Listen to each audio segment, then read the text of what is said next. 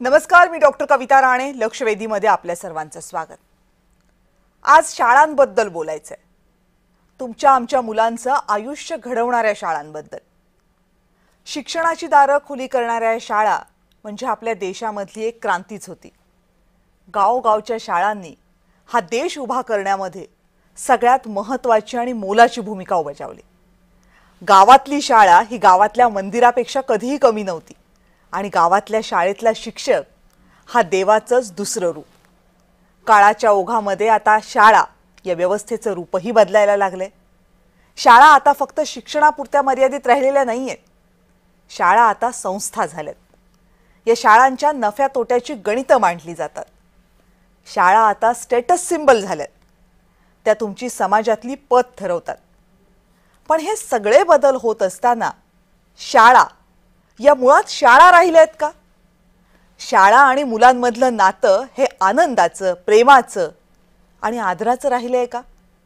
आज मी हे सगळे प्रश्न विचारतीये कारण गेल्या काही दिवसांपासून समोर येणाऱ्या घटनांनी हा प्रश्न जळजळीतपणे आपल्या सगळ्यांच्या समोर ठेवलाय. गेल्या 15 दिवसांमध्ये देशभरामधल्या वेगवेगळ्या शाळांमध्ये शिकणाऱ्या 7 मुलांचा मृत्यू झालाय आणि त्यापैकी 5 जणांनी आत्महत्या केली. एका मुलीनं शिक्षा शाळेतली पूर्ण करताना आपला जीव गमावलाय. 4 मुलांनी आत्महत्या करताना आपल्याला शाळेमध्ये शिक्षकांकडून त्रास होत होता अशी तक्रार केली आहे. आणि या 4 पैकी एक विद्यार्थी इयत्ता 4थी मध्ये शिकत होती. आत्ता या क्षणी हे सगळं ऐकत असताना तुमच्या मुलांचे चेहरे तुमच्या डोळ्यासमोर आले असतील ना? विचार करा, शाळेपायी पोटचा जीव गेलेल्या आईबापाचा जीव काय तडफडला असेल. आपल्या मुलांच्या मनाचा आपल्याला थांग लागतोय की नाही असा प्रश्न पडावा अशा या घटना आहेत. खरं तर मोबाईलच्या जगामध्ये आपली मुलं वावरत आहेत. एकाच वेळी ती अनेक जगांमध्ये, अनेक युगांमध्ये फिरून येत आहेत. तुम्ही आम्ही ज्या काळामध्ये वाढलो, ज्या जगामध्ये वाढलो, त्यापेक्षा प्रचंड वेगळ्या जगामध्ये आपली मुलं वाढत आहेत. आजूबाजूच्या बदलांचा वेग इतका प्रचंड आहे, जगाचं स्वरूप इतकं मोठं आहे, वेगळं आहे की त्यामुळे या मुलांचं बालपण आणि त्यांचं मोठं होण्याची प्रक्रिया हे सगळं बदलत चाललंय. इतकं बदलतंय की आपल्या पारंपरिक चष्म्यातून त्याच्याकडे पाहताना आपल्याला त्याचा अंदाजही येत नाहीये. पण मग हीच परिस्थिती कायम राहणं हे आपल्या सगळ्यांना परवडणारं आहे का? ढिगभर विषय आणि भारंभार स्किल्स आपल्या मुलांना शिकवताना जगण्याचं स्किल या विद्यार्थ्यांना द्यायला आपल्या शाळा कमी पडतायत का? मुलांचं वेळापत्रक, त्यांचं पौष्टिक खाणं, त्यांच्या आवडी निवडी, त्यांच्या प्रगती पुस्तकातले स्कोर्स या सगळ्याचा तंतोतंत हिशेब ठेवणारे पालक आपल्या मुलांच्या मनात डोकावतायत का? हे प्रश्न आहेत आजचे. सगळ्या शाळा मुलांशी चुकीचं वागतात असं कुणीही म्हणणार नाही आणि कोणत्याही पालकांना सरसकट दोषही आपल्याला द्यायचा नाहीये. पण आपल्या मुलांच्या भविष्यासाठी आज या सगळ्या मुद्द्यांवर बोलायला हवं. या सगळ्या घटनांचं मूळ काय हे जाणून घ्यायला हवं. त्यासाठीच आजचा हा प्रयत्न. या सगळ्या विषयांवर आपण बोलणार आहोत, प्रश्नही उपस्थित करणार आहोत. पण त्या अगोदर गेल्या 15 दिवसात देशभरातल्या विविध शाळांमध्ये नेमक्या काय काय घटना घडल्यात त्यावर एक नजर टाकूयात.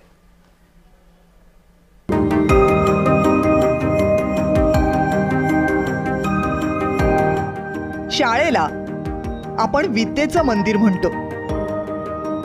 जीवनाचा पाया इथेच रचला जातो. पण याच शाळेत आयुष्याविषयी घृणा निर्माण होत असेल तर काय करायचं? गेल्या काही दिवसात देशभरातून विद्यार्थी आत्महत्येच्या अनेक घटना समोर आल्यात. महाराष्ट्रातलं जालना असो, मुंबई असो, जयपूर असो, दिल्ली असो, विद्यार्थी आत्महत्यांचं प्रमाण भीतीदायक वाटावं इतक्या वेगानं वाढतंय. यामधल्या अनेक घटनांमध्ये अन्य विद्यार्थी किंवा शिक्षकांकडून होणारा छळ आणि त्याकडे शाळेचं होणारं दुर्लक्ष हे मुख्य कारण समोर आले. दिल्लीचीच घटना घ्या ना. दिल्लीच्या कोलंबस स्कूलमध्ये शिकणाऱ्या आणि मूळच्या सांगलीच्या असणाऱ्या एका 10वीतल्या विद्यार्थ्यानं आपलं आयुष्य संपवलं. अवघ्या 16व्या वर्षी शौर्य पाटीलनं शिक्षकांकडून मिळणाऱ्या वागणुकीला कंटाळून आत्महत्या केली. दुसरीकडे महाराष्ट्रातल्या जालना शहरात एका 13 वर्षांच्या मुलीनं शाळेच्या छतावरून उडी घेत आपली जीवनयात्रा संपवली.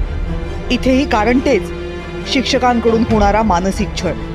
या दोनही घटनांच्या आधी म्हणजे 1 नोव्हेंबरला जयपूरमध्येही अशीच एक घटना घडली.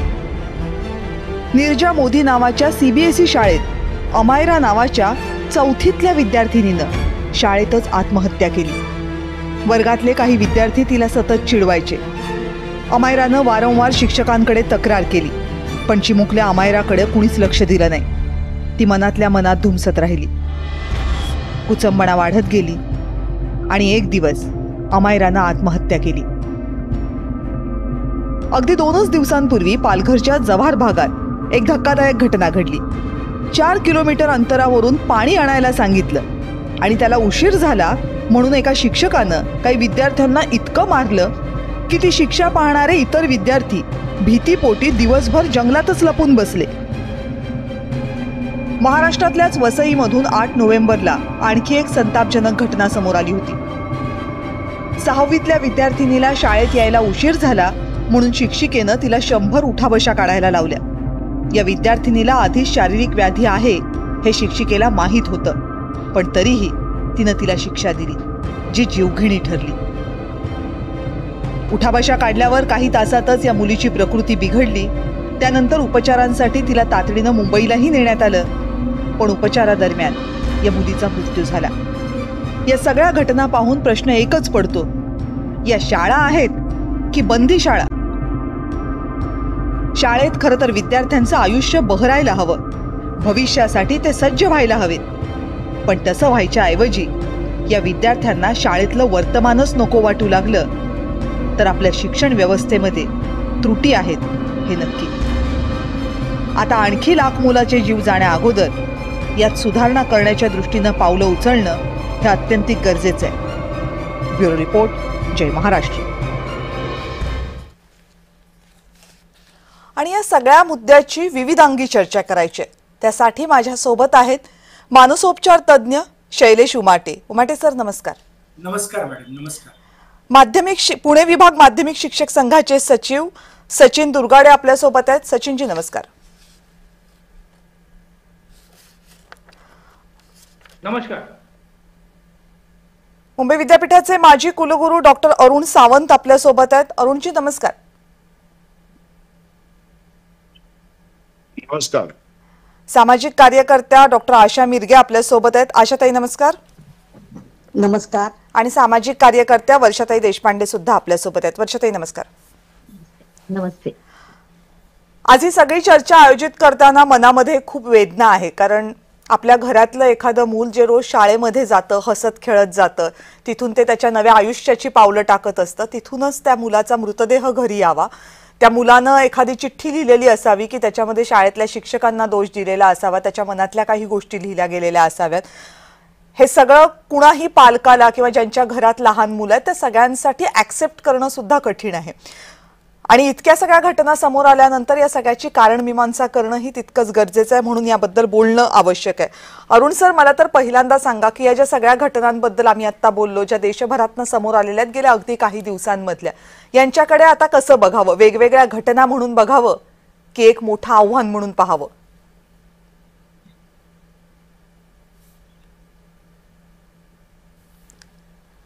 अरुण सर, माझा आवाज आला आपल्यापर्यंत?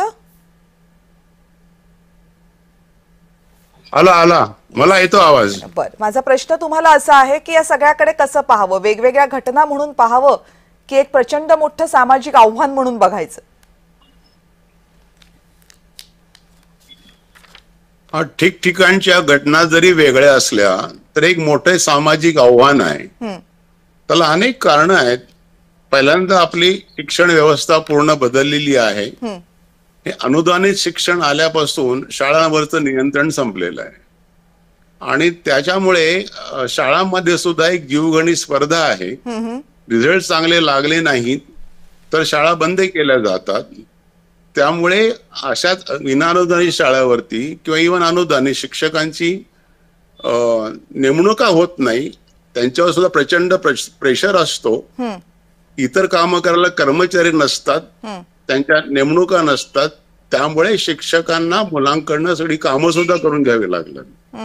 शैक्षणिक स्पर्धेमध्ये शाळांचा रिझल्ट चांगला लागावा असं एक प्रकारचा मॅनेजमेंटचा एक वचक असतो की दबाव असतो. त्यामुळे मग विद्यार्थ्यांकडनं पाठांतर करून घेणं, एवढं एक्सपेक्टेड गुण आले पाहिजेत असा दबाव असणं आणि प्रत्येक विद्यार्थी त्या दबावाला सामोरं जाऊ शकत नाही कारण त्याची तेवढी कुवत नसते. हा एक मुख्य शैक्षणिक बाबतीमधला प्रश्न आहे. आता विद्यार्थ्यांचे काय वैयक्तिक प्रॉब्लेम्स असतात त्याचं काउन्सिलिंग करणं, त्यांना समजावून सांगणं, एक्स्ट्रा करिक्युलर ऍक्टिव्हिटीमध्ये भर देऊन त्या मुलांची मानसिकता तपासणं, ह्या सगळ्या गोष्टी आता नगण्य झालेल्या आहेत. मला वाटत नाही पीटी कवायत कुठे शाळेमध्ये असल्या गोष्टी होतात का. त्या मुलाला एक्सपोजरच मिळत नाही. पाठांतर एवढेच मार्क पाहिजेत आणि ते केलंच पाहिजे, गृहपाठ दिला पाहिजे, करून आणलाच पाहिजे.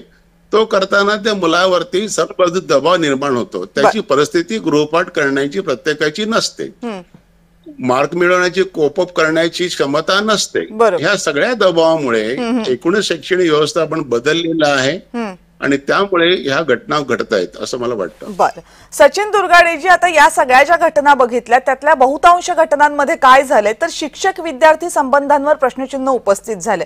म्हणजे शिक्षकानं काहीतरी बोललं, ते मनाला लागलं म्हणून आत्महत्या झाले, किंवा शिक्षकांनी आपण जे काही म्हटले त्याकडे लक्ष दिलं नाही, आपल्या तक्रारींकडेच लक्ष दिलं नाही, शेवटी कुचंबणा म्हणून आत्महत्या झाले. आता प्रश्न असा आहे की या 4 आत्महत्यांबद्दल आपण बोलतो, पण अशी कितीतरी मुलं याचा अर्थ असतील की ज्यांच्या मनामध्ये नकारात्मक भावना असतील शिक्षणाबद्दल आणि शिक्षकांबद्दल. काय होतंय नेमकं? शिक्षक पोहोचू शकत नाहीयेत मुलांपर्यंत की या सगळ्या जीवघेण्या स्पर्धेमध्ये मुलांचं मन जाणून घेण्याची गरज वाटत नाहीये?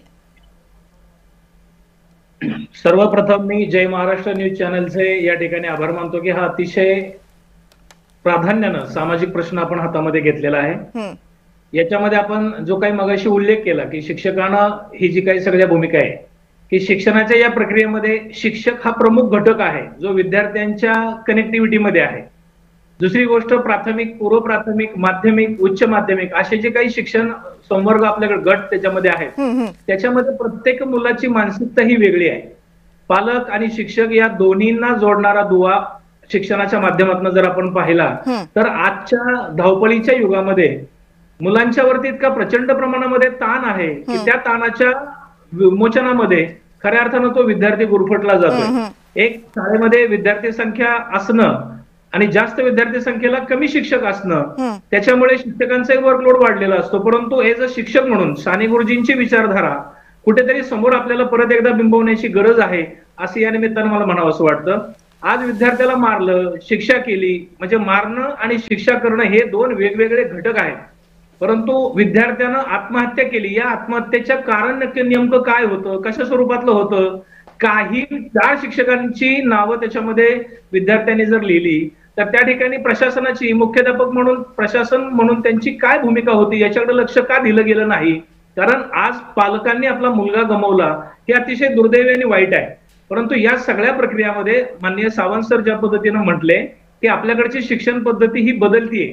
मुलांच्याकडे अभ्यास करणं किंवा त्या पद्धतीनं पाहणं आणि मुलांनी त्या दृष्टिकोनातून विचार करणं हा विचारच संपलाय. कारण माझा मुलगा जेवण करताना सुद्धा मोबाईल बघतो असं ज्यावेळेस पालक म्हणतो पालक सभेमध्ये, त्यावेळेस सर तुम्ही काहीतरी करा, मॅडम तुम्ही काहीतरी करा, आणि त्या मुलाच्या हातामधून आज मोबाईल काढा. पण तो मोबाईलवरती काय पाहतो, त्याच्या मनामध्ये काय त्याच्या बिंदूमध्ये बिंबवलं जातंय, टीव्हीवरती चालणाऱ्या मालिका कोणत्या आहेत, आणि या सगळ्याचा परिणाम त्या मुलावरती असतो. शाळेत आल्यानंतर मग त्याला आठवतं अरे काल सरांनी आपल्याला अभ्यास दिला होता, त्याचा आपण केलेलंच नाही काय, त्याचं एक प्रेशर जनरेट होत आहे. पालकांना त्या ठिकाणी मुलाला 99% 100% मार्क मिळाले पाहिजेत म्हणून पालक सांगतायत, त्या पद्धतीनं ते होत आहे. अशा सगळ्या याच्यामध्ये मुलं इतकी प्रचंड गोंधळलेल्या अवस्थेमध्ये आहेत की याच्यामध्ये त्या मुलांनी नेमकं करायचं काय, आणि शिक्षकांच्या समोर असणारी आव्हानं तर अजून वेगळे आहेत. म्हणजे सावंत सरांनी त्याचा जो मागोवा घेतला त्या मागोव्यामध्ये फार थोडे मुद्दे आहेत. परंतु त्याच्याही व्यतिरिक्त प्राथमिक शाळेमध्ये आज अशी अवस्था आहे की काही ठिकाणी शिक्षक नाहीयेत. म्हणजे पुणे जिल्ह्यातलं उदाहरण घेतलं तर 72 शाळेमध्ये शाळांना शिक्षक नाहीयेत. त्या ठिकाणच्या मुलांचं करायचं काय, समुपदेशकाचं तर भूमिका बाजूच राहिली. तर अशा सगळ्या पद्धतीनं आपण पुढे जात असताना मुलांच्या मानसिकतेचा विचार करणं ही प्राधान्यानं गरज आहे. आणि त्या दृष्टिकोनातून जर प्रयत्न झाले तर आपण आपल्या मुलांचं उन्हाळपण, आपल्या मुलांचं बालपण हे नक्कीच खुरडून काढतोय, ते आपल्याला वाचवता येईल आणि नैराश्यग्रस्त भागातून मुलं आपल्याला सकारात्मकतेकडे आणता येतील या दृष्टिकोनातून निश्चितपणे प्रयत्न करावे लागतील. ठीक. आणि याच्यासाठी पुढे एकदा शिक्षकच त्याच्यामध्ये मोठा दुवा ठरणार आहे. ठीक आहे. आशाताई, प्रश्न असा आहे की शाळा बोलतील तेव्हा त्या शाळांच्या अनेक समस्यांबद्दल बोलतील, शाळा या व्यवस्थेबद्दल बोलतील. तुम्ही जेव्हा समाजामध्ये वावरत असता, तुमच्या सामाजिक कार्यामध्ये असता, पालकांशी तुमचा संबंध येत असतो. पॅरेंटिंग प्रचंड मोठ्या प्रमाणावर बदललंय, रादर ते खूप आव्हानात्मक बनलंय या काळामध्ये. ग्रामीण भागातल्या पालकांना, शहरी भागातल्या पालकांना जी आव्हानं आता समोर दिसत आहेत मुलं वाढवताना, ती आव्हानं खरंच सहज पेलण्यासारखी आहेत का, की व्यवस्था म्हणून त्या आव्हानांना सामोरं जाताना पालकांना मदत करायला हवी आहे? मी प्रथमतः खरंच तुमचं अभिनंदन करेल आणि मला एक 3 ते 4 मिनिटं द्या. खरोखरच शाळेपेक्षा, आपण जी शाळेवर चर्चा करतोय त्यापेक्षा या प्रश्नामध्ये, या प्रचंड सामाजिक मोठा प्रश्न जो आला, यामध्ये बिनभिंतींची शाळा म्हणजे त्यात सगळंच आलं. त्यात कुटुंब व्यवस्था आली, त्यात पालक आले आणि त्यात समाज सुद्धा आला. यांची सुद्धा काही जबाबदारी या प्रश्नाबद्दल आहे असं मला वाटतं. आता सर जे बोलले, आपले सायकॅट्रिस्ट सर, अगदी परफेक्ट, की टीचर्सवर प्रेशर आहे आणि म्हणून त्याचं इनडायरेक्ट स्टुडंट्सवर सुद्धा प्रेशर आहे. आणि या प्रेशरला शिट्टी नाही, या प्रेशर कुकरला शिट्टी नाही. मग शिट्टी म्हणजे काय, तर आपल्याला जेव्हा प्रेशर येतं त्या प्रेशरला कोणाची तरी बोलून, मला हा प्रश्न आहे, हे कोणाची तरी बोलून आपण हे केलं पाहिजे. संवाद, स्वसंवाद हा सोसायटीतूनच गायब झालाय. प्रत्येकाचा संवाद आता त्या न बोलणाऱ्या डब्याशी आहे, आपण पाहू ते दिसणाऱ्या डब्याशी आहे. मग हा स्वसंवाद का नाही? जेव्हा आत्महत्या म्हणजे काय, किलिंग मायसेल्फ. आपण एखादी गोष्ट किल केव्हा करतो, जेव्हा त्याचा राग येतो, जेव्हा त्याच्यावर प्रेम नसतं, जेव्हा त्याचा तिरस्कार किंवा घृणा असते. मग या लेकराला स्वतःची एवढी घृणा का डेव्हलप होते? कारण त्याचा क्लिअरिटी ऑफ द थॉट्स नाही, ऑर्गनाइज्ड विचार नाही, स्वसंवाद नाही. आणि तो का नाही, तो त्याला कोणी शिकवलाच नाही. आता आम्ही असं लहानपणी म्हणायचो की मी कोणाकडून शिकेल, घरात आई आणि दारात बाई. आम्ही टीचरना बाई म्हणायचो. गुरुजी आणि बाई, गुरुजी आणि बाई. म्हणजे आता घरात आई, प्रचंड महागाई, प्रचंड स्पर्धा, प्रचंड एक्सपेक्टेशन, या सगळ्या नर्सरी पासून तर शिक्षणाचा प्रचंड लाखो करोडो मध्ये खर्च, या सगळ्या फुलफिल करण्यासाठी खरोखरच रथाचं दुसरं चाक म्हणून ती बाहेर पडली. तिची स्वतःची एक अस्तित्वाची लढाई आहे बेरोजगारीमुळे. ती प्रचंड बिझी आणि स्ट्रेस्ड आहे. बरोबर. मग तिने कसं बोलावं? मग घरात काय पाहिजे? Either siblings or grand parents. भाई बहीण तरी पाहिजे, आमच्यासारखे सारखे ढेर सारे भाऊ बहिणी हवे, नाहीतर कमीत कमी आजी आजोबा हवे. हे दोन्ही सगळे जण आपापल्या सोशल मीडियात बिझी झालेले आहेत. व्हेन टू स्टॉप हे आजीपासून तर आईपासून, आजोबांपासून तर बाबापर्यंत सगळ्यांना कळलं पाहिजे. या संदर्भात तुम्हाला मी एक उदाहरण देईल. मी इतकं ऑथेंटिकली बोलत आहे कारण एका केसची मी स्टडी केला. आमच्या अकोल्यामध्ये एक डॉक्टर विशाल काळे म्हणून पेडियाट्रिक कार्डिओलॉजिस्ट आहे, बायको गायनेकोलॉजिस्ट. दोघही जण 24 तास प्रचंड बिझी. आणि 7.5-8 वर्षाचा अनय नावाचा एक मुलगा. एकदा मी आजारी होते म्हणून माझ्या घरी भेटायला आले आणि आल्यानंतर ते 8 वर्षाचं मूल मला पाहिल्याबरोबर, आजी you are so overweight, you should take healthy food. म्हणजे त्या 10 मिनिटाच्या काळात मी हेल्दी फूड घेतलं पाहिजे, मी न्यूट्रिशियस खाल्लं पाहिजे. आणि मी आजारी आहे म्हणून भेटायला आला होता, म्हणून माझ्या सुनबाईकडे जाऊन you should take care of her, तिला रेस्ट करायला शिकव, ती उगाच रात्री बेरात्री वगैरे टीव्ही मोबाईल तिला बघू नको देऊ. इतकं सॉर्टेड थिंकिंग कसं काय? बरं झाल्यानंतर मी त्यांच्या घरी गेले, त्या डॉक्टर साहेबांना विचारले. त्यांनी जे उदाहरण सांगितलं दॅट वॉज त्यांचे दोघांचेही आई वडील, म्हणजे आईचेही आई वडील आणि बाबांचे आई वडील, हे चारही म्हातारे, रिटायर्ड बट नॉट टायर्ड, हे त्या एका लेकराच्या भोवती असतात आणि त्याला पडलेल्या असंख्य प्रश्नांची त्याला उत्तरं देत असतात. हे एकमेव कारण आहे. त्यामुळे संवाद हा एक प्रश्न. दुसरा मुद्दा पिअर प्रेशर. तिसरा मुद्दा सगळ्याच समाजाचं आपल्याकडूनचं एक्सपेक्टेशन. आणि चौथा समाजात फिरताना महत्वाचा मुद्दा वाढत्या घटस्फोटामुळे, वाढत्या कन्फ्लिक्टमुळे डिस्टर्ब फॅमिलीजमुळे मुलांना आई वडिलांचा आधार लागत नाही. मला वाटतं ताई तुमचं बहुतांश एक्सप्लेनेशन हे फॅमिली ॲज इन्स्टिट्यूशन याच्या भोवती, कुटुंब ही व्यवस्था याच्यामध्ये कशी काम करते याच्या भोवती होतं. पण जेव्हा डॉक्टर साहेब, जेव्हा मुलं असा निर्णय घेतात शैलेश सर, तर आत्महत्या हा काय असा निर्णय नाहीये की माणूस आत्ता विचार केला आणि लगेच केली म्हणून. तिथपर्यंत पोहोचायला एक प्रचंड मोठी ताकद लागते. म्हणजे आत्महत्या ही एका क्षणात जरी होत असेल तरी त्याच्या मागची प्रोसेस प्रचंड असते आणि ते करण्यासाठी हिंमत गोळा करावी लागते. ती खूप काळ चालणारी प्रोसेस असते. ही प्रोसेस जेव्हा 4थीतलं मूल पूर्ण करतं, जेव्हा 8वीतलं मूल पूर्ण करतं, 10वीतलं मूल पूर्ण करतं, तेव्हा तो एक मोठा शॉक असतो की ही मुलं हा विचार करतात कसा. त्याचा सगळा दोष काय आपल्याला मोबाईलला देता येणार नाही की मोबाईल बघतात तिथून शिकतात असा देता येणार नाही. ही मानसिक प्रक्रिया आहे. ही मुलं या मानसिक प्रक्रियेपर्यंत का पोहोचत असतील, आणि ते पण कारण त्यांच्या शाळेची असताना जिथे की त्यांचा रोज संवाद असतो. अगदी तुम्ही जसं म्हणालात की ही प्रक्रिया मोठी असते, या आत्महत्येमध्ये वेगवेगळे प्रकार आम्ही बघतो. म्हणजे तुम्ही एक म्हणालात की वेल थॉट सुसाईड, म्हणजे ज्याच्यामध्ये मूल किंवा कुणी जी व्यक्ती सुसाईड करते ते खूप प्लॅन किंवा त्याच्या मागे विचार हे करून करते. हा एक जरी पार्ट असला तरी बरेच सुसाईड हे इम्पल्सिव्ह पण असतात. म्हणजे असं वाटलं आणि करावं.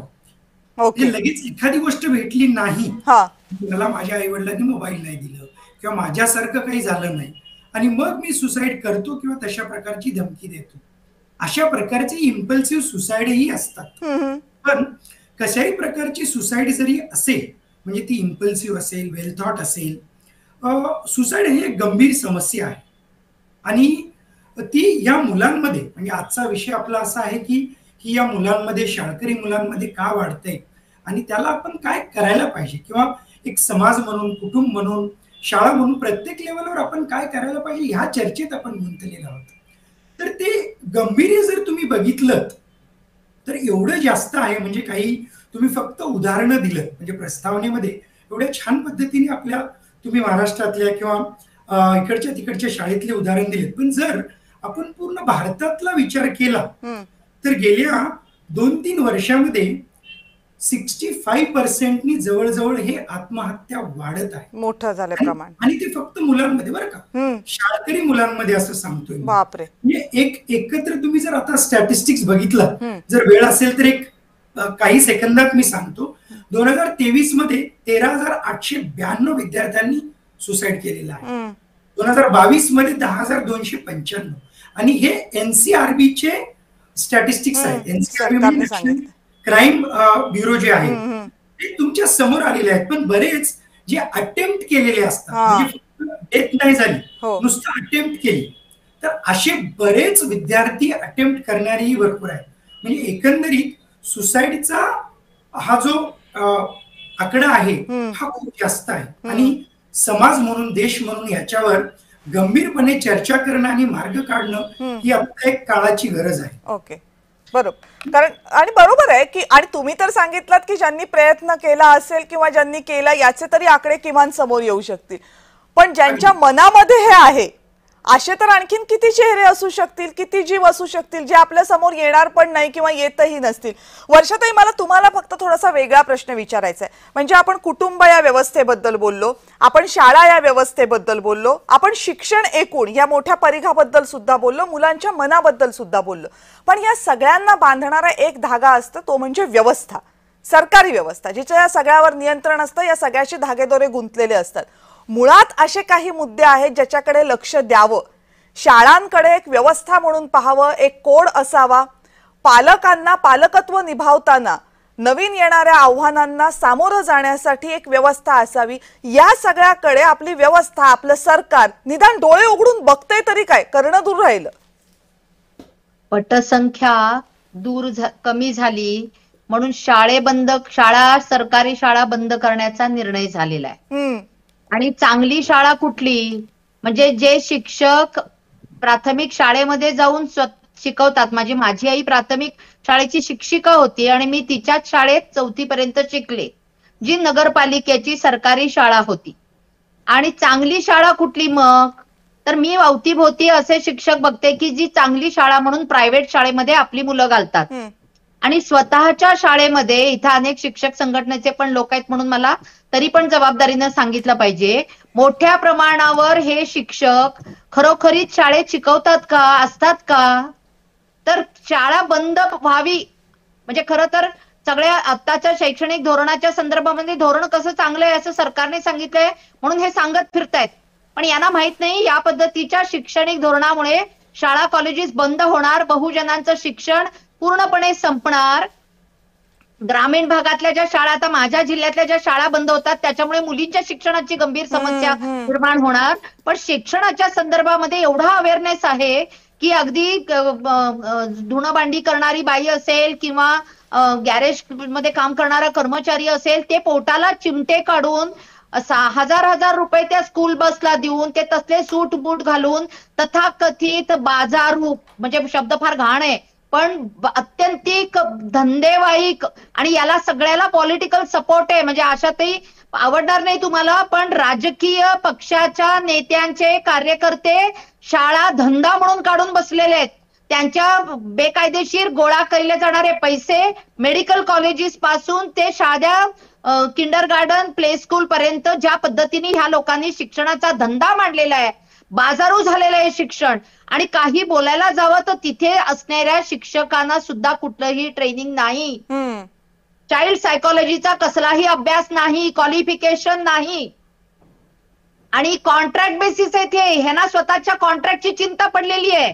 त्यांना पगार पुरेसे दिले जात नाहीत. 50-50 हजारावर सह्या घेऊन 5-5 हजार हातावर टेकवले जातात आणि मग शाळा टिकवण्याची आणि सरकारकडनं ती मान्यता घेण्याची आणि आपलं कसं सगळं आलबेल चाललंय हे दाखवण्याची आणि त्याच्यातून पैसा गोळा करण्याची मोठ्या प्रमाणावर कॉलेजेस आणि शाळा ही महाराष्ट्रामध्ये आजच्या तारखेला, म्हणजे मी रयत शिक्षण संस्थेच्या राजधानीतून बोलतीये, साताऱ्यातून मी बोलतीये की ज्या रयत शिक्षण संस्थेची संपूर्ण एशिया खंडात सगळ्यात जास्त शाळा असणारी संस्था अशी नोंद आहे आणि ज्यांनी बहुजनांच्या शिक्षणासाठी अनवाणी आमचे भाऊराव पाटील फिरले, त्या साताऱ्यातून मी बोलतीये. तिथून मी तुम्हाला सांगू इच्छिते की सरकारने शिक्षण पूर्णपणे वाऱ्यावर सोडून दिलेलं आहे. काही बोलायला जावं तर शिक्षक संघटना अंगावर येतात. ही आता तुमच्यापर्यंत ह्या हायफाय स्कूल मधल्या लोकांच्या मुलांच्या संदर्भाने घटना घडल्या म्हणून तुमच्यासारख्या मीडियावाल्यांपर्यंत हे विषय आले. छोट्या गावांमध्ये हे मोठ्या प्रमाणावर सेक्शुअल हॅरॅसमेंट, मानसिक, आणि परत जी हुशार मुलं असतात त्यांना वेटेज. शाळा कॉलेजमध्ये सगळीकडे काय आहे, ज्यांना हुशार मुलं आहेत त्यांच्याकडे वेटेज दिलं जातं, त्यांच्याकडे लक्ष दिलं जातं. खरं तर शिक्षक पाहिजे कशाला, ज्यांना येत नाही त्यांना शिकवायला पाहिजे. आणि सगळ्यात भयंकर गोष्ट की जी आपण अजून रेकॉर्डवरच घेतलेली नाही ती म्हणजे शाळा कॉलेजेस ओस पडलेली आहेत. अकॅडमीज मध्ये मुलं जातात आणि अकॅडमी आणि शाळा कॉलेजचं टायअप आहे आणि हा एक मोठा धंदा. त्या सगळ्या प्रायव्हेट, अलीकडे आमच्याकडे एका प्रायव्हेट क्लासला जाणाऱ्या मुलींनी तिथे वरून जाऊन उडी मारून आत्महत्या केली. त्यांची कुठेही कसलीही नोंद नाही. त्यामुळे शिक्षणाविषयीचा निर्माण झालेला अवेअरनेसचा लोकांनी धंदा मांडलेला आहे. शासनाने ही व्यवस्था पूर्ण वारावर सोडलेली आहे आणि शिक्षक संघटना फक्त आपले आमदार निवडून यावेत. अशा काही जिल्ह्यातले शिक्षक आणि तिथले नेते मला काही पक्षांचे माहिती आहेत की जे कधीही शाळेत जात नाहीत, कॉपी करायला देतात आणि ते शिक्षक त्यांच्या पुढाऱ्यांच्या मागं फिरत असतात त्यांचं राजकारण करत. त्यामुळे शिक्षक संपूर्ण महाराष्ट्रातल्या माध्यमिक आणि प्राथमिक शिक्षकांच्या संदर्भाने भविष्य काळामध्ये अक्षरशः पगार मिळवण्याचं दुकान आहे त्यांच्यासाठी. म्हणजे ही जर आपली व्यवस्था असेल तर ही व्यवस्था मुलांच्या मनातलं जाणून घेण्यासाठी काही प्रयत्न करेल अशी अपेक्षा करणं ही जवळपास चूक आहे असं हे तुम्ही स्पष्टपणे सांगितलं की त्यांना काही मुलांच्या मनाविनाचं काही तिथपर्यंत पोहोचायला खूप वेळ लागणार आहे. पण अरुण सावंतजी, आता प्रश्न मला एक आणखीन गंभीर दिसतोय की आतापर्यंत म्हणजे देश स्वतंत्र झाल्यापासून आतापर्यंत आपण जे जे काही शिक्षणात केलं त्यातला मूळ उद्देश काय होता? त्यातला मूळ उद्देश हा होता की ज्या सगळी मुलं शिक्षणापर्यंत पोहोचावी. आपण शिक्षण हक्क कायदा केला जेणेकरून प्रत्येकाचं शिक्षण हा अधिकार बनावा, शाळेपासून कुणी वंचित राहू नये, मूळ शिक्षणापासून कुणी वंचित राहू नये. आता प्रश्न त्याच्या पुढे गेलाय, आता ही मुलं जी शाळेमध्ये पोहोचलेली आहेत ती सुरक्षित आहेत की नाही, त्यांना मिळणारं शिक्षण नीट आहे की नाही. आणि आज ज्याच्याबद्दल आपण बोलतोय तिथे ती मुलं त्या शाळेमध्ये ना बोलू शकत आहेत ना त्यांचं मन जाणू शकत आहेत आणि हे सगळं असह्य होतंय म्हणून ती जर आत्महत्या करणार असतील तर आपण आव्हानाच्या दुसऱ्या टप्प्यावर पोहोचलेलो आहोत, पण त्याची जाणीव आपल्या व्यवस्थेला होत नाहीये.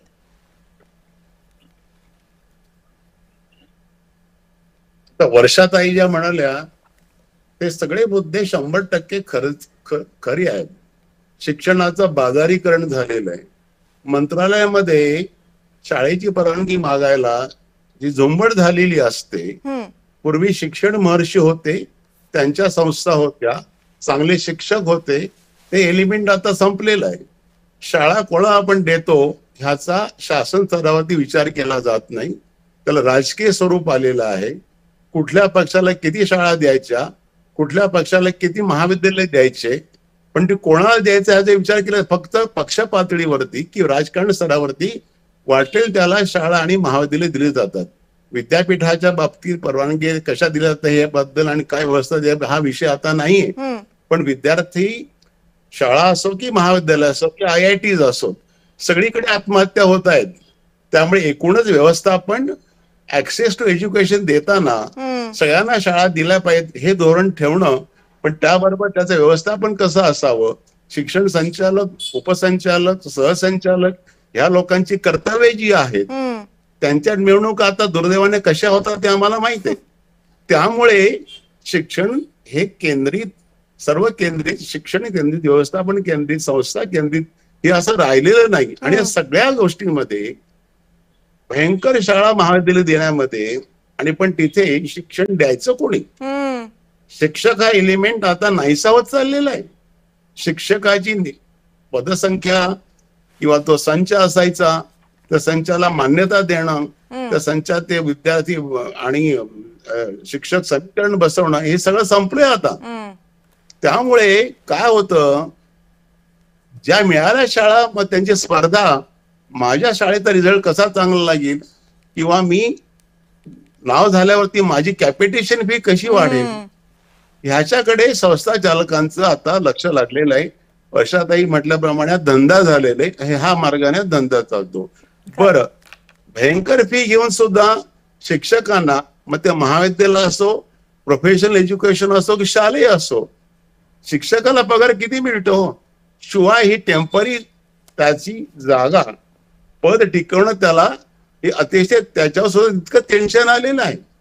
आज खेड्यापाड्यापासून शहरापासून तर शिक्षक, प्राध्यापक, अधिव्याख्याता यांच्या निवडणुका कशा होतात ह्याचा कृपया शासकीय अधिकाऱ्यांनी कानोसा घ्यावा आणि ह्या व्यवस्थेमध्ये शासकीय अधिकाऱ्यांनी सामील तरी होऊ नये हे माझं म्हणणं आहे. आणि त्यामुळे ही संबंध साखळी निर्माण झालेली आहे. त्या साखळीमध्ये शाळेची गुणवत्ता आपण म्हणतो ती राहिलेली नाही, परंतु विद्यार्थ्यांना गुणात्मक शिक्षण मिळवलं पाहिजे कारण भयंकर मोठी स्पर्धा झालेली आहे. त्यामुळे सर काय दिसतं माहितीये काय, आणि ते मला फार नेहमी विचित्र विरोधाभासी वाटतं, म्हणजे उत्तम पगार मिळणारे सरकारी शाळांमधले शिक्षक तर तिथे मुलांना घालायची पालकांची इच्छा नसते, कारण त्यांचं म्हणणं असतं की नाही इथे चांगलं शिक्षण मिळत नाही. खरं तर त्या शिक्षकांचा पगार त्याच पालकांच्या खिशातनं जात असतो. पण दुसरीकडे पालकांना अशा शाळांमध्ये मुलांना घालावं लागतं जिथे ते भरमसाठ फी भरतात आणि तिथल्या शिक्षकांना पगार नाही. म्हणजे ज्या शिक्षकांना चांगला पगार नाही तिथे चांगली शाळा मिळते, चांगलं शिक्षण मिळतं असा विश्वास असतो. पण जिथे चांगले भरभक्कम पगार देतात तिथे मात्र आणि ते काही पालकांची चूक नाही मानता येणार त्याच्यामध्ये. त्या सरकारी शाळांची अवस्था बघितली आणि तिथल्या शिक्षकांचं शाळेत येण्यामागचं एकूण प्रमाण आणि तिथले रिझल्ट हे सगळं बघितलं तर ते पालकांची काही 100% चूक आहे असं म्हणू नये. आणि पालकांना काय आपल्या मुलांना चांगलं शिक्षण द्यावं हे कुठल्या पालकाला वाटणार नाही. पुणे शिक्षक संघाचे सचिन दुर्गाडे जे आपल्यासोबत आहेत. सचिनजी, मला एक सांगा की शाळेमध्ये जाणाऱ्या शिक्षकांना काही कोड ऑफ कंडक्ट असतो की नाही? म्हणजे 2-3 घटनांमध्ये फार धक्का बसला आम्हाला की शाळेत ते मुलगा पडला म्हणून ते शिक्षिकेंनी त्याला टॉन्ट मारले, ती मुलगी आजारी होती हे माहित होते तरी तिला उठाबशा काढायला लावल्या, तिथे त्या आदिवासी शाळेमध्ये त्या शिक्षकांनी त्या मुलांना 4 किलोमीटर पाणी आणायला लावलं, ती मुलं पाणी घेऊन येऊ शकली नाही वेळेत म्हणून त्यांना बदडलं, एवढं मारलं की पाठीमागची मुलं घाबरली, जंगलात जाऊन दिवसभर बसली, त्यांना शोधायला अख्खं गाव गेलं. म्हणजे शिक्षकांना शाळेत शिक्षक म्हणून वावरताना ते काही हिटलर नसतात ना, यांना काही कोड ऑफ कंडक्ट आहे की नाही, याच्यावर कोणाचं नियंत्रण आहे की नाही? निश्चितपणे कोड ऑफ कंडक्ट शिक्षकाला आहे, परंतु शीतावरून भाताची परीक्षा असं म्हणण्यात काहीही अर्थ नाही. या महाराष्ट्रामध्ये यशवंतराव चव्हाण साहेबांनी जी शिक्षणाची व्यवस्था सुरू केली, आजही जसं आता ताई देशपांडे ताई म्हणाल्या की साताऱ्यामधून कर्मवीर भाऊराव पाटील असतील, कोल्हापुरातून साळुंके दादा असतील, त्यांनी ज्या काही शाळा सुरू केल्या त्या काळातली परिस्थिती आजच्या काळातली परिस्थितीमध्ये फार बदल आहे. दुसरी गोष्ट अशी आहे की शिक्षक काही जण चुकतात, हे मी सुद्धा मान्य करतो. त्याचं कारण असं आहे की जे चुकणारे शिक्षक असतात त्या ठिकाणी जे चांगलं काम करतायत तिथं ते दुर्लक्षित होतात. म्हणजे आज जर बारकाईनं पाहिलं तर दत्तावारे सारखे शिक्षक आहेत, रणजित डिसले सरांसारखे गुरुजी आहेत, त्याचबरोबर पुरंदर तालुक्यामध्ये या ठिकाणी अनंता जाधव त्यांची कदम वस्तीवरची शाळा आहे. ह्या शाळा ज्या आहेत ज्या चांगल्या पद्धतीनं काम करतायत ह्या कधी समाजासमोर येत नाहीत. परंतु शिक्षक जर चुकत असेल तर त्याच्यावरती मॉनिटरिंग करण्यासाठी गट शिक्षणाधिकारी, उपशिक्षणाधिकारी, शिक्षण अधिकारी, शिक्षण मंत्री, जिल्हा परिषद सदस्यांना त्या ठिकाणी व्हिजिट करावी, त्या शाळेला जावं, सरपंचानं जावं, या सगळ्या गोष्टी दिलेल्या आहेत. कारण शेवटी ही प्रक्रिया सर्वसमावेशक पद्धतीची आहे. शिक्षक संघटना काम करत असताना आज शिक्षकांचा पगार दिसतो, परंतु हे आपल्या सर्वांच्या माहितीसाठी मी सांगेन की शिक्षकाचा पगार जरी 2011 पासून शिक्षक भरती नाही, दुसरी गोष्ट कर्मचारी भरती नाही, तिसरी गोष्ट शाळांना अनुदान दिलं जात नाही. शाळांची भौतिक अवस्था म्हणजे जर आपण आता मगाशी जर माहिती दिली 4 किलोमीटर अंतरावरून पिण्याचं पाणी आणायला जावं लागलं विद्यार्थ्यांना, म्हणून त्यांना उशीर झाला म्हणून शिक्षकांना मारली, चूक आहे. अरे पण त्या मुलांना तुम्ही शाळेत शिक्षणासाठी पाठवले ना, मग त्या ठिकाणी पाण्याची व्यवस्था, इमारतीची व्यवस्था, जे काही स्ट्रक्चरल ऑडिट जी काही सिस्टम असते या सिस्टम मध्ये शासनाचं नक्की धोरण काय आहे? म्हणजे आज बोगस पद्धतीनं शिक्षकांची भरती झाल्याच्या नंतर आपण पाहतोय की त्याच्यामध्ये अनेक सारे अधिकारीच त्याच्यामध्ये कुंपणच शेत. पण असं आहे शैलेशजी, म्हणजे मला हे आता खेदानं नमूद करावंसं वाटतंय की ज्या वारे सरांचा तुम्ही उल्लेख केला, ज्या डिसले सरांचा तुम्ही उल्लेख केलात, हे आपल्याला आपल्या शिक्षण व्यवस्थेतले चांगली 2 उदाहरणं म्हणून, म्हणजे जी गोष्ट नॉर्म असायला हवी, जी गोष्ट सर्वसामान्य असायला हवी, ज्या सगळ्या शाळा वारे सरांच्या शाळांसारख्या, डिसले सरांच्या शाळांसारख्या असायला हव्या, तिथे आपण महाराष्ट्रातल्या 2च गुरुजींची उदाहरणं देतो. बाकीचे गुरुजी काय करतात हा प्रश्न येणार आहे की नाही कधीतरी? त्या बाकीच्या गुरुजींसाठी तुम्ही म्हणताय बरोबर आहे, सगळ्या शाळांमध्ये सगळ्या व्यवस्था नाही आहेत, त्या असायला पाहिजेत, कुणी अमान्य करत नाही. अरे पण जिथे आहेत शिक्षक तिथे काय? तिथे फक्त 1 वारे आणि 1 डिसले, बाकीच्यांचं काय? नाही मॅडम, मी या ठिकाणी आपल्याला ते उदाहरण दाखल दिलं. असं प्रत्येक तालुक्यामध्ये प्रत्येक गावागावामधला शिक्षक हा त्या पद्धतीनं तळमळीनं काम करत असतो. म्हणून मी म्हटलं मगाशी शीतावरून भाताची परीक्षा, 2 शिक्षक चुकले म्हणून बाकी सर्वांना त्याच्यामध्ये गृहीत धरणं हे अतिशय चुकीचं आहे, खेदाचं आहे. नाही धरत नाही, पण शैलेश सर मला प्रश्न कुठे पडला माहितीये की त्या शाळांमधले काय ते एकटे शिक्षक नसतात, त्या शाळांमध्ये बाजूला इतर शिक्षक असतात. म्हणजे व्यवस्था म्हणून त्या शाळेमध्ये जेव्हा आपण पाहतो तेव्हा सगळेच जण काही याला काय हातभार लावत असतात का? लक्ष असतं की नसतं आपल्या सगळ्या? म्हणजे मी आता ह्या आत्महत्या झाल्या म्हणून याची एवढी चर्चा होते, पण जेव्हा या असल्या शिक्षा होतात, जेव्हा या शिक्षा मान्य होतात, त्यावेळेस त्याचा काही विचार व्हायला हवा की नको याच्याबद्दल तर बोला. नाही निश्चितपणे मॅडम, म्हणजे आज विद्यार्थी घडवायचा असेल तर आज छडी बाजूला ठेवलेली आहे, परंतु छडी जरी बाजूला ठेवलेली असली तरी त्या विद्यार्थ्याला धाक नावाचा काही प्रकारच नाहीये. कारण विद्यार्थी शाळेमध्ये येतो, त्या शाळेमध्ये त्यांना अभ्यासक्रमाच्या बरोबरीनं बाकीचंही शिक्षण घेण्याची अपेक्षा त्या ठिकाणी. आज मूल्य शिक्षण आपल्याला सांगितलं जातं, परंतु मूल्य शिक्षणाचा तास आज आहे का? आज समोरून आपल्यापेक्षा ज्येष्ठ लोक आली तर त्यांना आपण नमस्कार केला पाहिजे, आपण त्यांच्याशी बोललं पाहिजे. आज बोलण्याच्या पद्धती मुलांच्या बदलत चाललेल्या आहेत. याच्याकडे शिक्षक म्हणून आम्ही एक प्रयत्न करत असताना निश्चितपणे आम्ही तुकडे पडतो.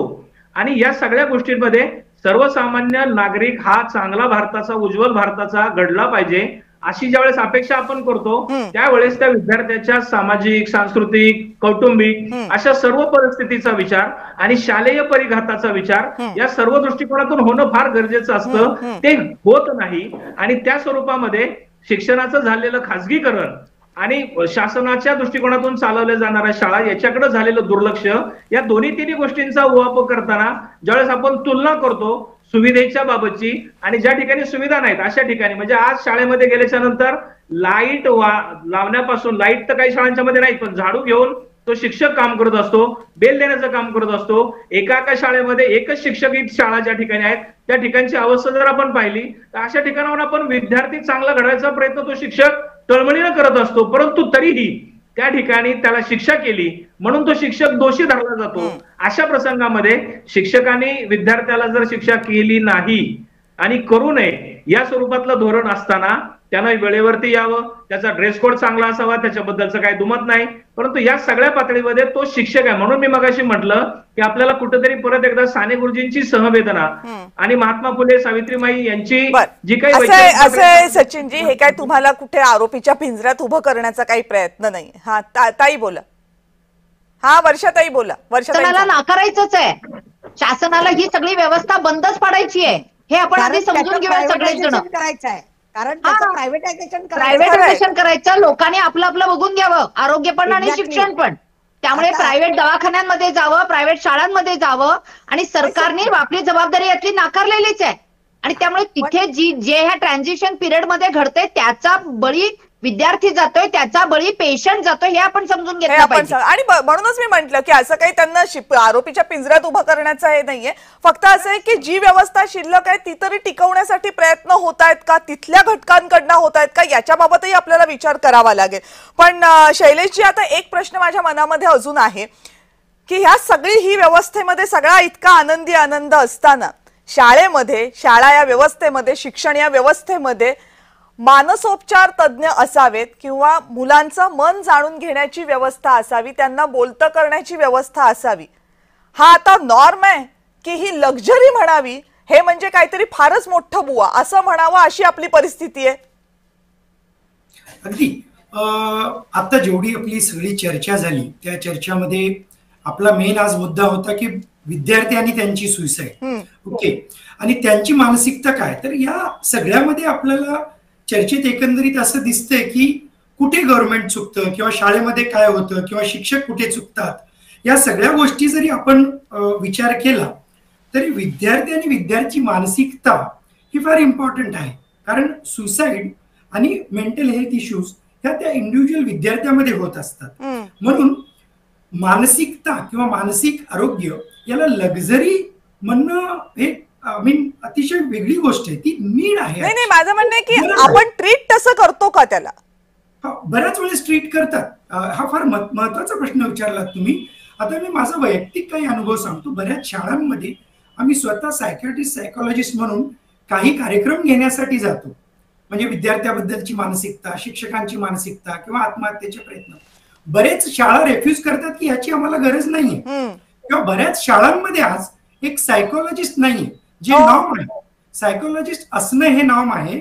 विद्यार्थी किंवा शिक्षक त्यांच्या मनातील काही गोष्टी नॉन जजमेंटल पद्धतीने एखाद्या माणसाला म्हणजे एखाद्या व्यक्तींना सांगायचं आहे तर त्याची सुविधा नाही. तर आज मेंटल हेल्थ, विद्यार्थ्यांची मेंटल हेल्थ ही गरजेची आहे. म्हणून प्रत्येक शाळेमध्ये सायकोलॉजिस्ट, सायकॅट्रिस्ट असणं महत्वाचे आहे. ती लक्झरी नाहीये, तर ती गरज आहे. ती गरज याच्यासाठी आहे की जर ती तिथी व्यवस्था असेल तर अगदी सुरुवातीच्या काळात मुलांमध्ये होणारे बदल, मानसिक बदल आपण नेहमी म्हणजे ओळखू शकतो. आणि ते ओळखल्याने आत्महत्येसारखे जे स्टेप्स आहेत ते प्रिव्हेंट करण्यात आपण यशस्वी होऊ शकतो. म्हणजे जसं तुम्ही सुरुवातीला म्हणालात की ही प्रक्रिया असते, बरोबर. ह्या प्रक्रियेमध्ये विद्यार्थी जात असताना त्याच्या मनात चिंता, टेन्शन, उदासपणा आणि हेल्पलेसनेस, होपलेसनेस अशी सगळी प्रक्रिया जेव्हा जाते आणि त्या प्रक्रियेमध्ये जर एखादा काउन्सिलर आणि एखादा सायकॅट्रिस्ट उपलब्ध तिथे असेल तर ती कदाचित ते सुसाईड आपण प्रिव्हेंट करू शकतो. बरं, या व्यतिरिक्तही आपण बऱ्याच टीचरना मुलांचं मानसिकता कसं असतं, मग आपल्या वर्षाताईंनी किंवा आशाताईंनी सांगितलं की चाइल्ड सायकोलॉजी हा पार्टच नाहीये. इनफॅक्ट चाइल्ड सायकोलॉजी हे शिक्षकाच्या ट्रेनिंग मध्ये शिकवलं जातं शिक्षकांना. तर चाइल्ड सायकोलॉजी मध्ये होणारे बदल हे प्रत्येक शिक्षकांना त्याची ट्रेनिंग देणं, परत परत ट्रेनिंग देणं, नव्याने ट्रेनिंग देणं हे गरजेचं आहे. आणि आज विद्यार्थ्यांमध्ये जे बदल येत आहेत, जे एन्झायटीचे बदल आहेत, जे डिप्रेशनचे बदल आहेत, किंवा त्यांची फॅमिली परिस्थिती चांगली नाहीये, त्याच्यामुळे होणारे स्ट्रेसचे काही पॉइंट आहेत, मग त्यातून तो होमवर्क करत नाही का, त्याच्यामुळे तो अभ्यासात मागे पडतो का, हे सगळं आज पाहण्याची गरज आहे. आणि या सगळ्यांची एक कल्पना देणं किंवा टीचरला ट्रेन करणं हे फार गरजेचं आहे. या गोष्टीवर जर आपण आज फोकस केलं तर बऱ्याच प्रमाणात आपल्याला बरेच शेकडो असंख्य जे आत्महत्या झालेले नाहीयेत किंवा जे मेंटल हेल्थ इश्यूनी आज विद्यार्थी ग्रसित आहेत त्यांना अर्ली आयडेंटिफाय करून आपण वेळीच हे आत्महत्या रोखू शकतो. हा खूप महत्वाचा मुद्दा आहे.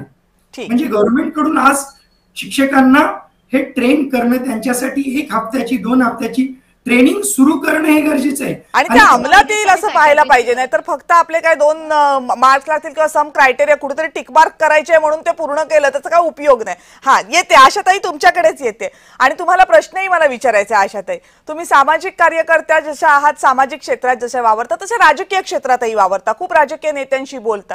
या नेत्यांच्या गावी असतं का हे सगळे प्रश्न की ते ऑप्शनला टाकलेले असतात कायम? मी अत्यंत खेदानं सांगते, हा पक्ष तो पक्ष, हे गाव ते गाव, हे राज्य ते राज्य, प्रत्येक राजकारण्याची सुद्धा आज जीवघेणी स्पर्धा करत नुसतं आपल्या अस्तित्वाची लढाई चालू आहे. तुम्ही शिक्षण म्हणता, शिक्षण, महिला सुरक्षा, आरोग्य, आताच मी बसल्या बसल्या पाहताय तुम्ही की माझ्या चेहऱ्यावर अंधार येतो, उजेड येतो, कारण लाईन जाते लाईन येते. कुठल्याही गोष्टीत त्यांचं लक्ष नाही. मी 24/7 ते निवडणुकांच्या मोडमध्ये असतात, राजकारणाच्या मोडमध्ये असतात. अत्यंत दुःखानं मला वाटतं. मला पहिला विषय. दुसरं मला बोलायचं आहे, जसं आता साहेब म्हणाले की सायकॅट्रिस्ट असावा, मेंटल हेल्थची काळजी घ्यावी, असे नॉर्म्स आहेत. पण कुठलीही सरकारी यंत्रणा या नॉर्म्स बद्दलची अकाउंटेबिलिटी घेते का? नाही. मग ही अकाउंटेबिलिटी घेण्यासाठी शासकीय यंत्रणांमध्ये जसं राज्य महिला आयोग महिला सुरक्षेसाठी आहे, बाल हक्क आयोग आहे, जसं ह्युमन राईट्स आहे, वुमेन राईट्स आहे, असं चाइल्ड राईट्स आहे. हे चाइल्ड राईट्स कमिशन कुठे अस्तित्वात आहे? काय करत आहे? बरोबर. समुपदेशन जर शाळा करत नसेल तर राज्य महिला आयोगाने जसं महाराष्ट्रभरात 298 समुपदेशन केंद्र दिलेले आहेत एनजीओजना, नॉन गव्हर्नमेंट ऑर्गनायझेशन्सना, हे बाल हक्क आयोग का नाही देत? घटस्फोटांमध्ये म्हणजे डिस्टर्ब फॅमिलीज मध्ये कस्टोडियन चुकला म्हणजे लेकराला वाटतं की मला वडिलांकडे राहावं आणि तो आईकडे टाकला, किंवा आईकडे राहावं आणि त्याला वडिलांकडे दिलं कोर्टाने, तो वकील हुशार त्यांचा आहे म्हणून. तर त्या पोराच्या मानसिकतेचा विचार करण्याचा गरज या बाल हक्क आयोगाला आहे. जजेसला, ज्युडिशियरीला तेवढा वेळ नाही आहे. आणि last but not the list, आता सर जसं म्हणाले की या मुलांमध्ये ते डेव्हलप करायला पाहिजे. मग शाळेने कसं डेव्हलप करायचं? त्यांच्याकडे 2 पद्धती आहेत. कारण सध्या या पिढीकडे आदर्श नाही. माझ्या लहानपणी रेडिओ होता, टीव्ही नव्हता, पण रेडिओ लावल्याबरोबर ए मेरे वतन के लोगो म्हणणारी लता मंगेशकर मला ऐकू यायची. आता मात्र टीव्हीचं बटन माझ्या मुलांनी किंवा नातवानी दाबलं तर त्याला भिगे होठ तेरे म्हणणारा इम्रान हाशमी आणि मलाइका अरोरा कुठल्या परिस्थितीत दिसतील हे मला माहित नाही. त्यामुळे आदर्श कुटुंबात राहिले नाही. त्यामुळे समाजात जे एकटदुकट आदर्श आहेत, जे आता आपल्या या पोरांना माहिती नाहीत, त्यांना शाळेपर्यंत आणलं पाहिजे. त्यांच्या लाईफ स्टोरीज ह्या शाळेपर्यंत ऐकवल्या पाहिजे. प्रत्येक मुलाचा एक आयडॉल, आदर्श असा बनवला पाहिजे, एक गोष्ट. आणि दुसरं, या मुलांमध्ये कुठली भाषा आणि किती भाषा शिकवाव्या याच्यातच अडकून बसलोय ना. मग हे एवढ्या कंटेंट बद्दल विचार करणार कोण? फेल्युअर पचवण्याची या लेकरांमध्ये ताकद नाही. ती डेव्हलप कशी करायची? तर त्यांच्यामध्ये स्पोर्ट्समन स्पिरिट डेव्हलप केलं पाहिजे. त्यासाठी प्रत्येक शाळेला प्लेग्राऊंड असलं पाहिजे, प्रत्येक शाळेत पीटी झाली पाहिजे, खेळायला पाहिजे, गेम्स घडवून आणले पाहिजे. डायरेक्ट ऑलिम्पिक शाळेत कुठलाच गेम नाही. आपल्या लहानपणी ग्राउंड वरून आपल्याला ओढून आणायला लागायचं. आता मुलांना मोबाईल बाजूला ठेवून ग्राउंडवर ओढत न्यावं लागतं. त्यामुळे गेम्स पिरियड, स्पोर्ट्समन स्पिरिट हे डेव्हलप करणं, आदर्श या पोरांमध्ये डेव्हलप करणं हे गरजेचं आहे. आणि म्हणूनच हा विषय काही फक्त 4 मुलांपुरता किंवा 4 घटनांपुरता नाहीये. हा मोठा विषय आहे, म्हणून तुम्हाला सगळ्यांना बोलतं करणं इतकं गरजेचं होतं. वर्षाताई, पण मला तुम्हाला आणखी एक वेगळा प्रश्न विचारायचा आहे. म्हणजे खरं तर तो विचारताना मला त्रास होतोय, कारण अशा आपल्या देशाची 75 वर्ष पूर्ण झाल्यानंतर मला हा प्रश्न विचारावा वाटणं याचं मला वाईट वाटतं, पण तो विचारावा लागेल कारण ती परिस्थिती आहे. हे सगळं बोलत असताना आपल्याला ग्रामीण आणि शहरी असा भेद करावा लागेल. जरी तो करणं योग्य नसलं तरी तो करावा लागेल, अशी आत्ताची आपली सामाजिक आणि वास्तविक परिस्थिती आहे.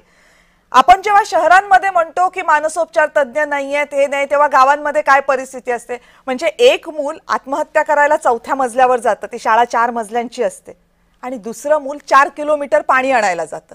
दोघांची मानसिक अवस्था सारखीच आहे. त्याला 4 मजल्याची शाळा असली तरी त्याला तिथे तोच त्रास आहे, आणि याला 4 किलोमीटरवर पाणी आणायला जायला लागते, त्यालाही तोच त्रास आहे. पण ह्याची सांगड घालायची कशी? या ग्रामीण भागातल्या मुलांची आव्हानं याच्यापेक्षा खूप मोठी आहेत आणि ती तसं तुम्ही म्हणालात पहिल्या वेळेला ती पटलावर पण येत नाहीयेत. नाही, त्याच्या पुढे जाऊन 17 लाख मुलं बिडी वळतायत. हो, लाखोनी मुलं आज पश्चिम महाराष्ट्रात मराठवाड्यातून ऊस तोडायला आलेली आहेत आणि वाढं वेचतायत खरंय. आणि त्यांची खोटी हजेरी तिकडे मराठवाड्यात नोंदवली जातीये. त्यामुळे आपण स्वतःला जे पुरोगामी महाराष्ट्र वगैरे म्हणवतो, सावित्रीमाई ज्योतिबाचं नाव घेतो, पण प्रत्यक्षामध्ये ग्राउंड रियालिटी फार भयावह आहे. आजही रस्त्याच्या कामावरती, त्या डांबर कामावरती लेकरं काम करतायत. आजही वीट भट्टीमध्ये लेकरं आहेत. पहाटे 3 वाजता ऊस तोडीला जाणारी बाई तिचं लेकरू शाळेत कसं पाठवणार? हा प्रश्न घेऊन काल कलेक्टर साहेबांच्या बरोबर आम्ही मीटिंग केली की हा प्रश्न कसा सोडवायचा. त्यामुळे प्रॅक्टिकली शाळेपर्यंत जाण्याचा प्रवासही अजून अडचणीचा आहे. एक शिक्षकी शाळांचे गंभीर विषय आहेत. पटसंख्याअभावी बंद होणाऱ्या शाळांचा विषय गंभीर आहे.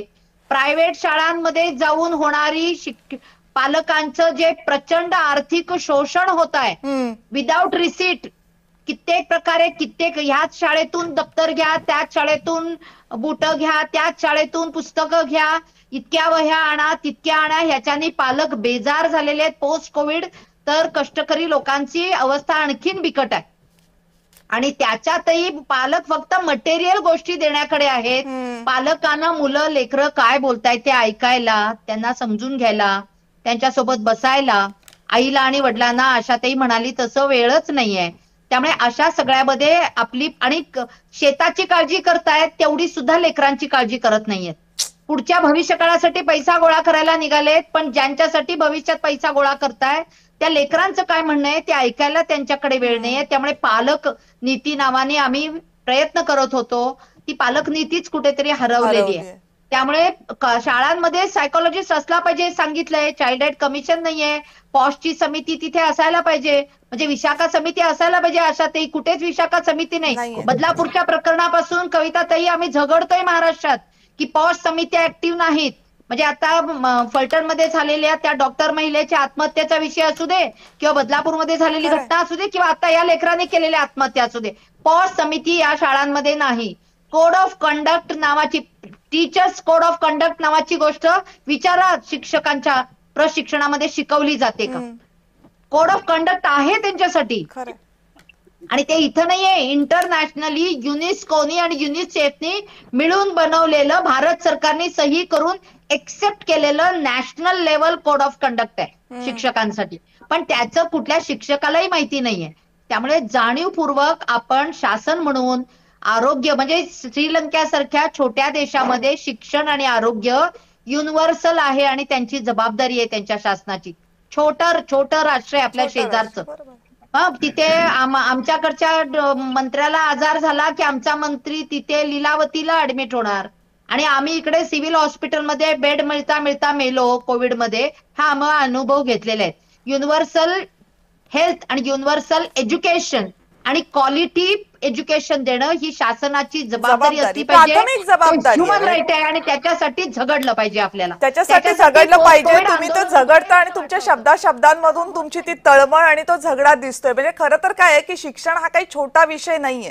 ती शासनाने काय करावं ह्याच्या जेव्हा पहिल्या 3 गोष्टी समोर येतात त्याच्यात अग्रस्थानी शिक्षण असतं की शिक्षणाची जबाबदारी ही शासनाची असली पाहिजे. मग ते सर्वांगीण त्याचं, पण आपल्याकडे असं झालंय की त्या शिक्षणाचं जे काही आपण, मगाशी तो ताईंनी शब्द वापरला तो मला वापरायचा नाहीये, पण तरी पण त्याचा बाजार करून टाकलाय आपण फक्त त्याच्याकडे नफ्या तोट्याची गणितं म्हणून शाळा बघायला लागलो तर मग शाळेत शिकणाऱ्या मुलांचं काय होणार? आपलं पोरग हिंदी, इंग्रजी, मराठी मिश्रित भाषा कशी बोलतंय हे कौतुकानं सांगणारे पालक त्या मुलाच्या मनाची भाषा ओळखायला पुरेसे आहेत का? त्या शिक्षकांपर्यंत त्या मुलाचं इंग्रजी किती पोचतंय याच्यापेक्षा त्याच्या मनातला भाव पोचतोय की नाही हे आपण बघतोय का? आणि हे जर नाही केलं तर हे होतंय. आणि काय दिसले आपल्याला या सगळ्या उदाहरणांमधनं? ही सगळी उदाहरणं अत्यंत उच्च असणार मानल्या जाणाऱ्या शाळांमधली आहेत, चांगल्या शहरांमधल्या शाळांमधले आहेत, तशीच ती ग्रामीण भागांमधल्या शाळांमधली आहेत. याचा अर्थ आपलं जे चुकतंय ते कुठल्या एका लेवलवर चुकत नाहीये, आपण सगळ्या पातळ्यांवर चुकतोय. शाळांमध्ये मुलांना घातल्यानंतर त्या मुलांना शाळांकडनं काय मिळतंय हे आपण जसं बघायला पुढे जात नाही आहोत, तसं त्या मुलांच्या मनात काय चाललंय हेही बघायला आपण कमी पडतोय. पालक म्हणून कमी पडतोय, शिक्षक म्हणून कमी पडतोय, व्यवस्था म्हणून कमी पडतोय. आता व्यवस्था म्हणून कमी करताना व्यवस्था नाही आहेत का, तर त्या सगळ्या कागदावर आहेत. प्रत्यक्षात असण्याचं काय? मुलांच्या हक्काच्या असणाऱ्या समित्या जर प्रत्यक्षात नसतील, मुलांसाठी ज्यांनी बोलायचं ते जर प्रत्यक्षात नसतील, मुलांचं मन जाणून घेणारा मानसोपचार तज्ञ मुलांना मिळत नसतील, तर आपण त्यांचं वर्तमानच नाही, आपण या मुलांचं भविष्यही धोक्यात घालतोय. कारण आज आत्महत्या केलेली मुलं आपल्याला दिसली, पण आत्महत्येचे व्रण, आत्महत्येचे विचार मनात घेऊन जाणारी जी मुलं असतील ना, आपण कल्पना नाही करू शकत. आयुष्याच्या शेवटच्या टप्प्यापर्यंत मुलांनी आज मनात जे भोगलेलं आहे ते कायम त्यांच्यापर्यंत राहतं. याची काळजी जर आपण आत्ता केली नाही तर फक्त त्यांचा वर्तमान नाही, आपण भविष्यही धोक्यात घालतोय. ते घालायचं नसेल तर आपल्याला शिक्षण याचा सर्वांगीण विकास करायला हवा, विचार करायला हवा आणि मुलं ही केंद्रस्थानी असायला हवीत, ना की नफा तोटा. आजच्या चर्चेच्या निमित्तानं हेच सांगण्याचा प्रयत्न होता, एका महत्त्वाच्या विषयाला हात घालण्याचा प्रयत्न होता. आणि जी सगळी शिक्षण क्षेत्रातली, सामाजिक क्षेत्रातली, आरोग्य क्षेत्रातली मान्यवर याच्यात सहभागी झाले, त्यांच्या आयुष्यभराच्या अनुभवातून आलेले विचार जे त्यांनी मांडले, त्यामुळे हा विषय आणखी उलगडायला सोपा झाला. त्यामुळे आपल्या सगळ्यांचे जय महाराष्ट्रातर्फे मनापासून आभार. आणि यानंतर लक्षवेधीमध्ये वेळ झाली इथेच थांबण्याची. पाहत रहा जय महाराष्ट्र.